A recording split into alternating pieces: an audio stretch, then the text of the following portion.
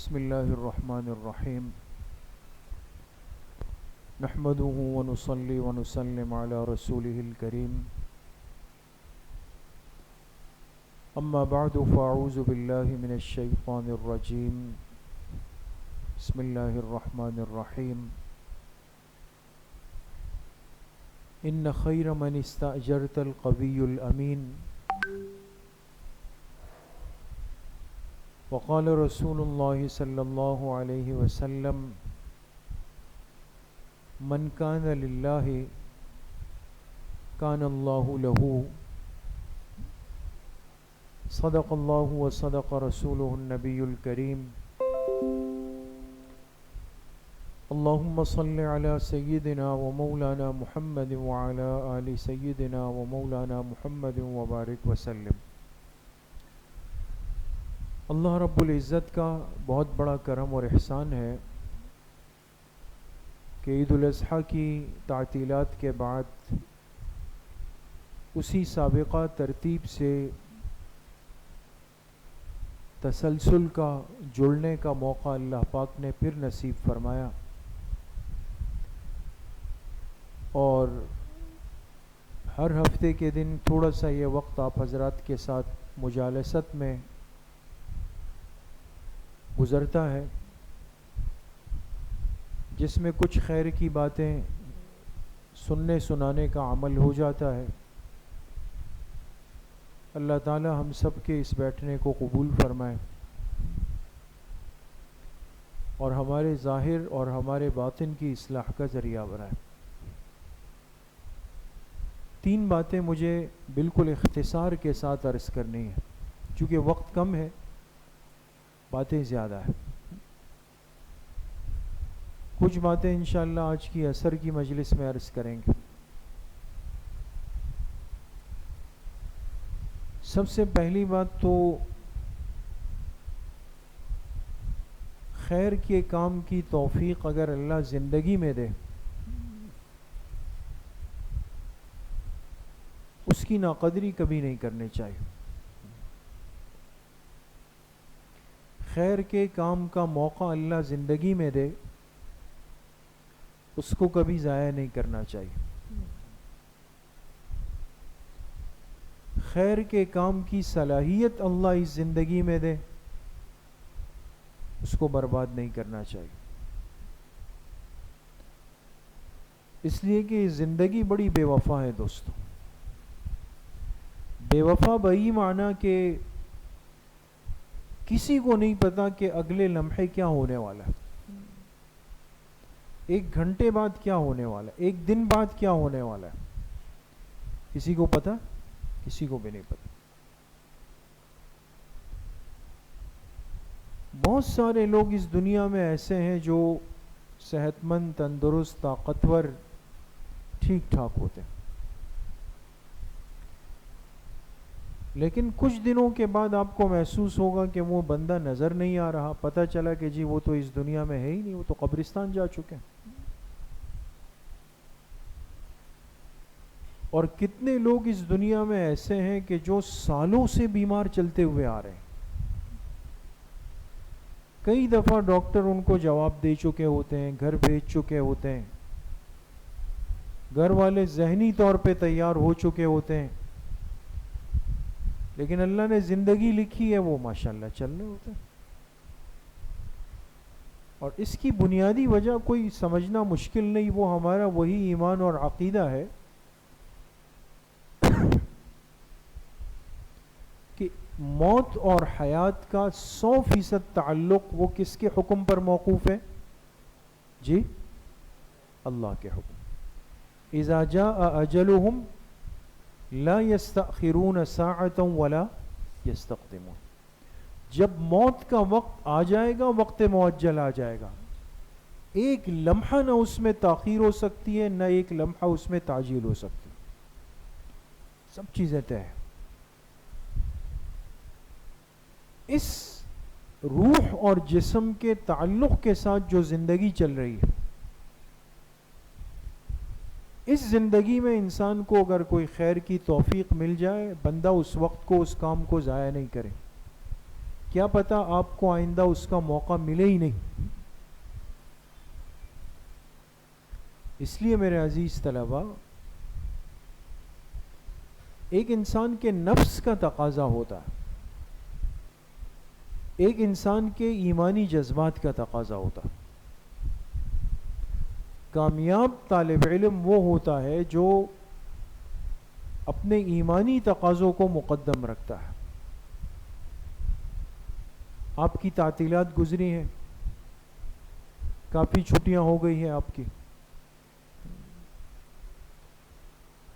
اب یہ ایسے ایام ہوتے ہیں کہ جس میں ایک طالب علم کے پاس 100% اختیار ہوتا ہے کہ وہ کیا کرے. آرام کر لے، بستر کو آباد کر لے، دوستوں میں وقت ضائع کر لے، ادھر ادھر کی لایعنی تفریحات کی نظر کر لے، وقت اس کے ہاتھ سے نکل جائے. اور اسی طالب علم کے اختیار میں ہے کہ وہ اس وقت کی قدر و قیمت کو پہچان کر،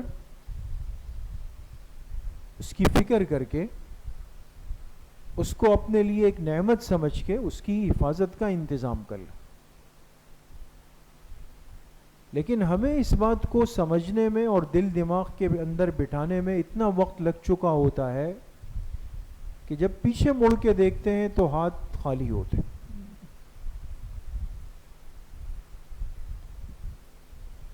ہم تو آپ کو سمجھا سکتے ہیں دوست، ترغیب دے سکتے ہیں، راستہ بتا سکتے ہیں، رہنمائی کر سکتے ہیں، توجہ دلا سکتے ہیں، اہمیت اور اہتمام کی طرف آپ کی نظر کر سکتے ہیں.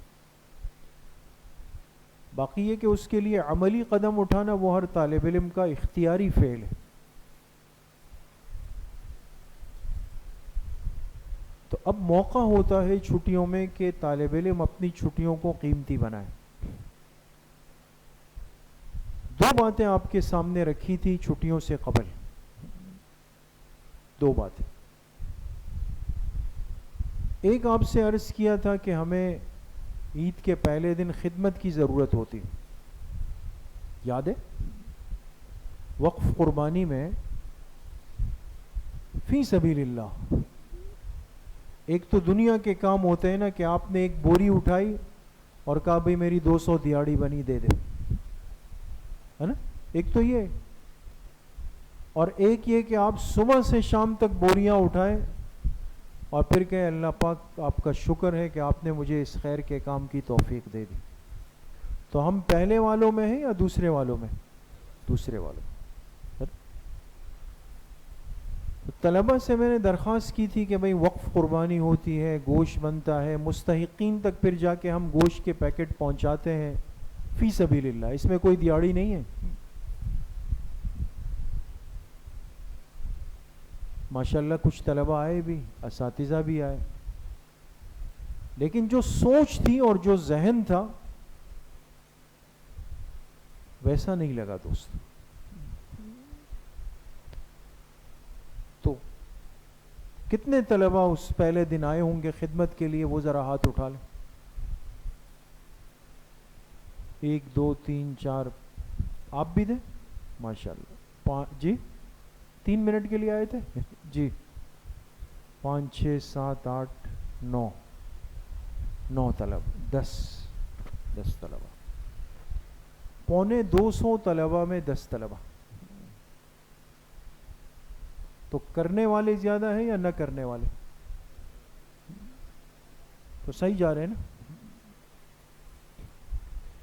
یہ تو میری پہلی بات کی طرف اشارہ تھا کہ خیر کے کام کا موقع ملا، ہم نے اس کی کیا قدر کی. اب یا تو یہ کہ میں اس لیے نہیں، اپنی بات کر رہا ہوں، میں ان 10 میں شامل نہیں ہوں، یا تو میں اس لیے نہیں آیا کہ میں نے کہا کہ یار مجھے تو دیہڑی ملنی نہیں ہے، کچھ بھی نہیں ملے گا، عید کا پہلا دن ان خون آلود کپڑوں کے اندر گزر جائے گا، جب دیہڑی نہیں تو کیوں جاؤں. یا تو یہ وجہ، یہ تو یقیناً نہیں ہوگی. اور یا پھر یہ کہ آپ اس سے زیادہ اہم کام کے اندر ہوں گے، مصروف ہوں گے، یقیناً ایسا ہوگا. صبح سے آپ نے قربانی شروع کی ہوگی، عشاء تک مصروف ہوں گے آپ لوگ اس کے اندر. اپنے ادارے اور اپنے مدرسے اور اپنے جامعہ کی خدمت کا موقع زندگی میں طالب علم کو بہت کم ملتا ہے دوستو، یہ یاد رکھیں۔ وہ وقت تو ہے نہیں کہ طالب علم استاذ کے ساتھ چلتے تھے اور ان کا بیگ اٹھاتے تھے، ان کے استنجا کا لوٹا اپنے ساتھ رکھتے تھے، ان کے کپڑے دھوتے تھے، ان کے پیر دباتے تھے۔ ایسا ہے آپ میں سے کہ جس کے پاس استاذ کے استنجا کا لوٹا ہو؟ نہیں ہے نا؟ یا جو استاذ کے کپڑے دھوتے ہوں آپ میں سے ہے کوئی؟ یا جو رات کو استاذ کے ہاتھ پیر دباتے ہو، سر میں مالش کرتے ہو، ایسا ہے کوئی؟ وہ خدمت تو ہماری شہری زندگی کی طالب علمی نے ہم سے ختم کر دی، وہ تو ہے ہی نہیں۔ ہاں جو دیہاتوں میں پنجاب کے پی کے طلباء ہوتے ہیں وہ 24 گھنٹے اساتذہ کی خدمت کرتے ہیں، وہ تو الگ مسئلہ ہے، لیکن ہمیں یہ تھوڑا سا موقع زندگی میں ملتا ہے، لیکن آپ خود اندازہ لگائیں کہ ہم اس کے ساتھ کیا سلوک کر لیتے ہیں۔ دوسری بات میں نے عرض کی تھی کہ بھئی چھٹیاں ہوں گی، آپ حضرات کورس کر لیں، ختم نبوت کا کورس چل رہا ہے، دوسری جگہوں پہ کورس چل رہے ہیں۔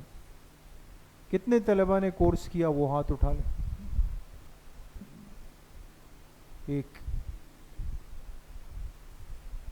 ایک طالب علم دور حدیث کے تھے، انہوں نے اوپر مجھے بتایا، اور ایک طالب علم خامسہ کے تھے، انہوں نے شاید وہ آج آئے نہیں ہیں۔ 3 طلباء، صحیح جا رہا ہے؟ 350 میں سے 3 طلباء۔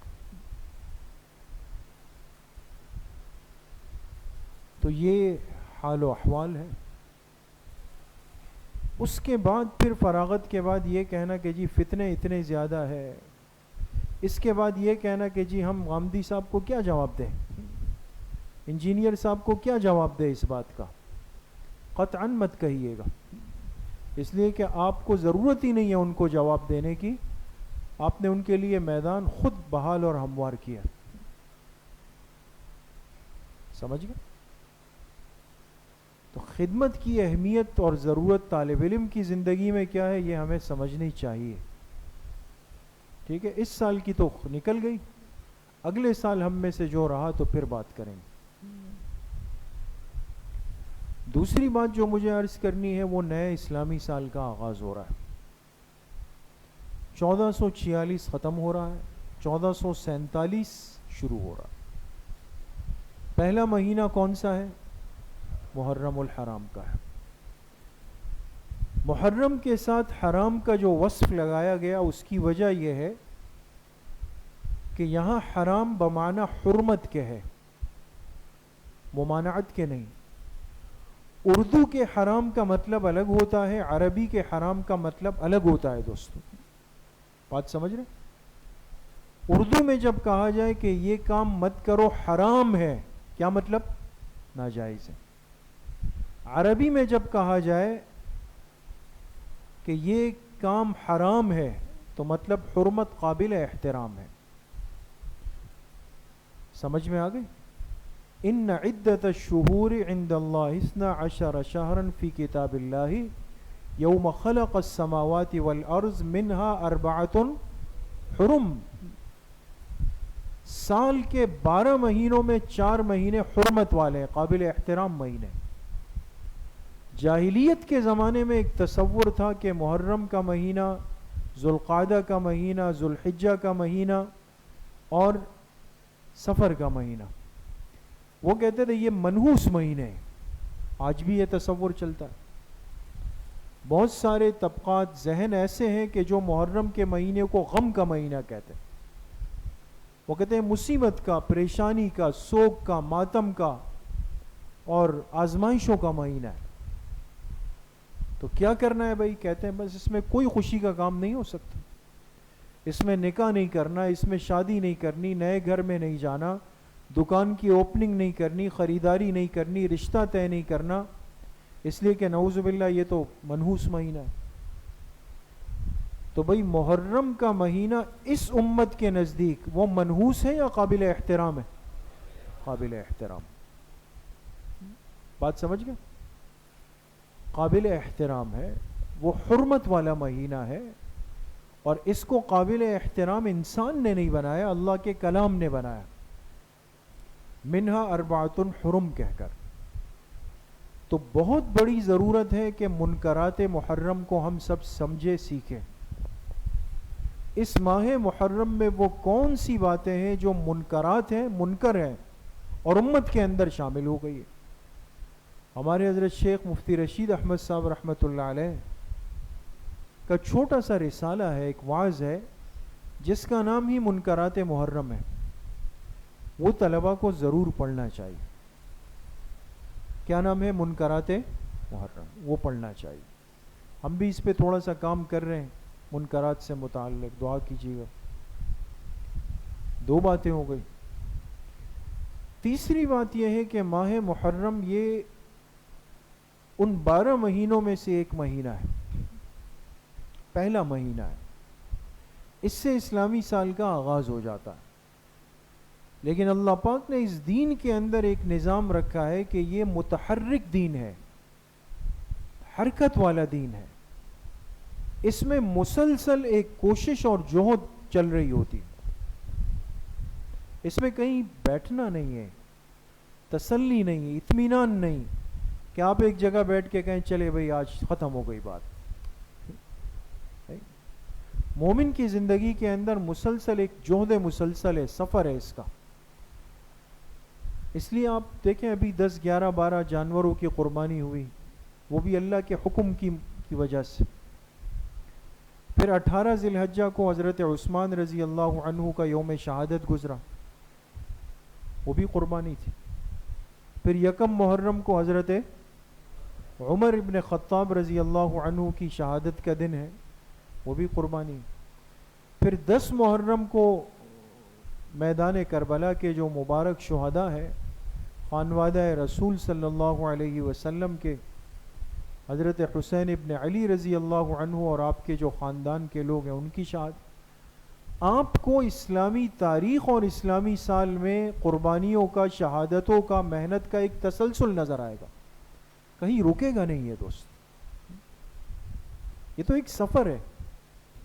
یہ نہیں کہ ہم ایک جگہ پہ پہنچ کے رک جائیں گے کہ جی 10 محرم ہے اور باقی کوئی نہیں، یا 10 11 12 ذو الحجہ کو جانوروں کی قربانی ہے اور کوئی نہیں. آج کے مسلمان کو سیکھنا پڑے گا، اور میری اور آپ کی ذمہ داری ہے کہ آپ کو سکھانا پڑے گا، ان کو بتانا پڑے گا، ان کے دل دماغ میں اترنا پڑے گا، ان کی ایک ذہنی برین واشنگ اور تربیت کرنی پڑے گی کہ ان اسلامی تاریخ کے شہداء کون کون سے ہیں دوست. باطل اتنی محنت کر چکا ہے، وہ اتنا اپنا گراؤنڈ بنا چکا ہے کہ ہر ایک کو پتہ ہے کہ محرم الحرام کی نسبت شہداء کربلا سے، لیکن ہمارے مسلمانوں کو نہیں پتا کہ محرم کی نسبت میں حضرت عمر رضی اللہ عنہ کی شہادت بھی موجود ہے.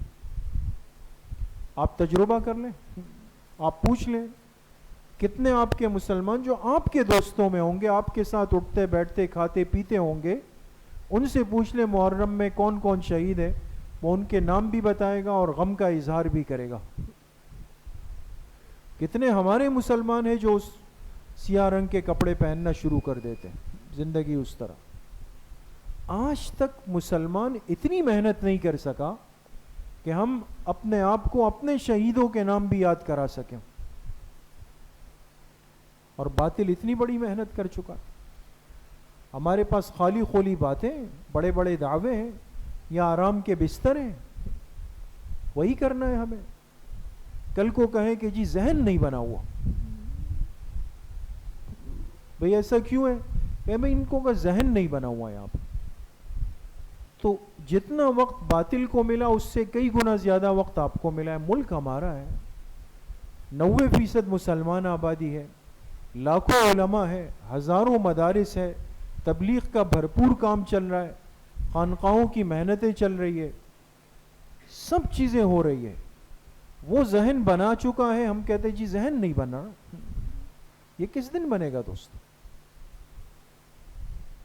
بحیثیت ایک دین کے طالب علم کے اپنی ذمہ داری کا احساس کریں، اپنے عقائد کو سیکھیں، پکے عقیدے والے مسلمان بنیں. ایک مسلمان کو کون کون سی باتیں بتانی چاہیے وہ آپ کے پاس ہو، آپ اس کو منتقل کریں. کھانے کی دعوت کی چائے کی مجلس میں بیٹھے اگر بہت سارے لطائف و ظرائف ہم سنا سکتے ہیں تو ایک بات دین کی نہیں کر سکتے اس کے اندر؟ اپنے اسٹیٹسوں پہ اور اپنی چیزوں پر دنیا جہاں کے قصے کہانیاں لگا رہے ہوں گے، بے مقصد شاعری لگا رہے ہوں گے، اور یہ ہو گیا اور وہ ہو گیا اور یہ ہے اور یہ اس کا نہیں وہ اس کا نہیں، جو ہاتھ چھوڑ دے وہ ہمارا نہیں، جو رات کو نہ آئے وہ ہمارا نہیں، یہ ہمارے طالب علم لگا رہے ہوتے ہیں۔ آپ کے پاس اگر موبائل ہے، آپ نے لے ہی لیا ہے، تو اتنی ہمت اور جرت نہیں کہ کام کا اسٹیٹس آپ لگا سکے اس پہ۔ ہم تو یہ بھی نہیں کر سکتے، ایک دوسرے سے چیزیں اخذ کر کے اس پہ لگا رہے ہوتے ہیں۔ صحیح نہیں کہہ رہا ہوں دوستو یا غلط کہہ رہا ہوں؟ تو بس ادھر ادھر کی سارنگیاں بجا رہے ہوتے ہیں اس پہ، کام کے وہ ہم نہیں لگا سکتے۔ ہمت کر لیں، نیت کر لیں، آگے یکم محرم آ رہا ہے، اپنے اسٹیٹس پہ اپنی چیزوں پہ حضرت عمر رضی اللہ عنہ کے تذکروں کو زندہ کریں۔ کون کون کرے گا انشاءاللہ؟ سب کریں گے۔ اپنے ماحول میں اپنی مجلسوں میں ذہنیت بنائیں، سنجیدگی کے ساتھ، علم کے ساتھ، وقار کے ساتھ، لڑائی کے ساتھ نہیں۔ آپ کے پاس دین کا علم ہے، بولنے کی صلاحیت بھی ہونی چاہیے۔ آپ دین کے طالب علم ہیں، سمجھانے کا ملکہ بھی آپ کے پاس ہونا چاہیے۔ اس رخ پر اس انداز کے ساتھ محنت کریں اور اپنے ماحول کو آپ آج بنائیں، کل یہ ماحول آپ کے لیے دین کا سازگار ہو۔ کریں گے انشاءاللہ؟ اللہ پاک مجھے بھی آپ سب کو صحیح عمل کی توفیق نصیب فرمائے۔ بسم اللہ الرحمن الرحیم۔ الحمد للہ الذی لم يتخذ ولدا ولم یکن له شریک فی الملک ولم یکن له ولی من الذل وکبرہ تکبیرا۔ تمام ساتھی ایک مرتبہ درود شریف پڑھ لیں۔ اللہم صلی علی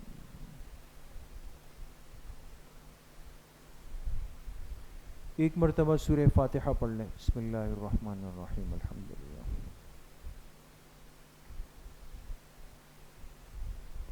ایک مرتبہ سورہ علم نشرح پڑھ لیں۔ بسم اللہ الرحمن الرحیم علم نشرح لک صدرک۔ ایک مرتبہ سورہ اخلاص پڑھ لیں۔ بسم اللہ الرحمن الرحیم اللہ احد اللہ الصمد۔ ایک مرتبہ درود شریف پڑھ لیں۔ اللہم صلی علی محمد۔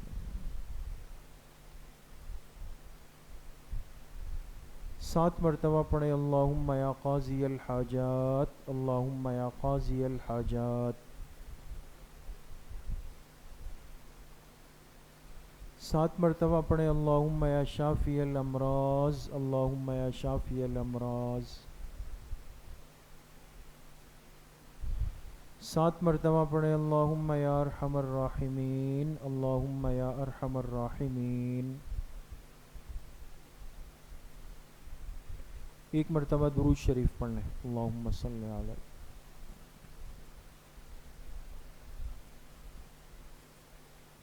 3 مرتبہ پڑھیں حسبنا اللہ ونعم الوکیل، حسبنا اللہ ونعم الوکیل۔ ایک مرتبہ درود شریف پڑھ لیں۔ اللہم صلی علی۔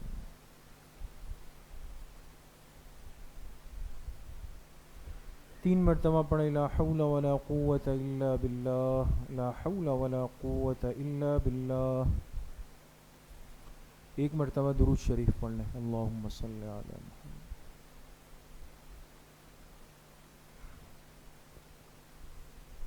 3 مرتبہ پڑھیں یا رحمان یا رحیم یا اللہ یا کریم، یا رحمان یا رحیم یا اللہ یا کریم۔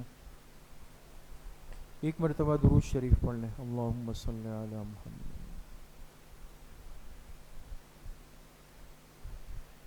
3 مرتبہ پڑھیں الا بذکر اللہ تطمئن القلوب، الا بذکر اللہ تطمئن القلوب۔ ایک مرتبہ درود شریف پڑھ لیں۔ اللہم صلی علی محمد۔ ساتھی کچھ دیر کے لیے مراقبہ کر لیں، اپنے سروں کو جھکا لیں، آنکھیں بند کر دیں، دل میں تصور کریں کہ اللہ کی بارگاہ سے انوارات، فیوزات، تجلیات اتر رہے ہیں، میرے دل کے اندر سما رہے ہیں، جس کی برکت سے میرے دل سے گناہوں کا میل کچیل زنگ ظلمات قدورات سب کچھ نکل رہا ہے، اور میرے دل کی ہر دھڑکن کہہ رہی ہے اللہ اللہ اللہ۔